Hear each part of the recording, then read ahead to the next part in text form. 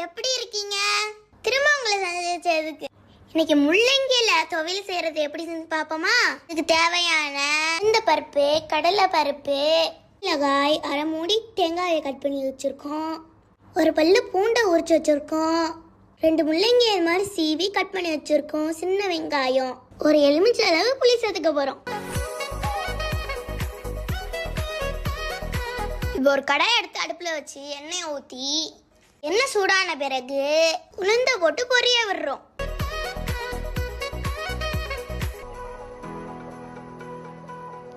உளுந்து சவந்த வந்தோடனே கடலை பருப்பை சேர்த்துக்கிறோம்.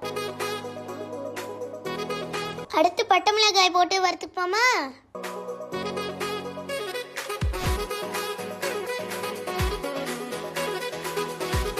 இப்ப பூண்டை சேர்த்துக்கிறோம்.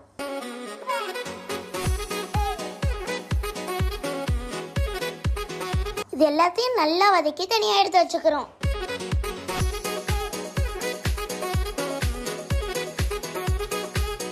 அதே எண்ணெயில நம்ம கட் பண்ணி வச்சிருந்த சின்ன வெங்காயம், இப்ப முள்ளங்கி சேர்த்து வதக்கிக்கிறோம்.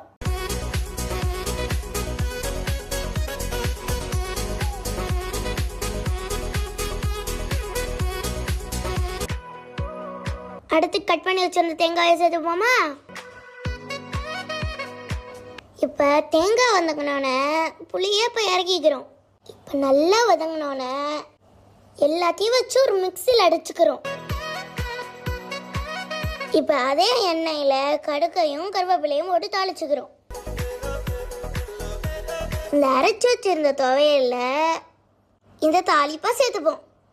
அவ்வளோதாங்க, இப்போ டேஸ்டியான முள்ளங்கி துவையல் ரெடி ஆயிடுச்சுங்க. என்னங்க, சாப்பிட்டு வரீங்களா? Thank you guys. இந்த வீடியோ உங்களுக்கு பிடிச்சிருந்தா லைக் பண்ணுங்க, ஷேர் பண்ணுங்க, சப்ஸ்கிரைப் பண்ணிருங்க.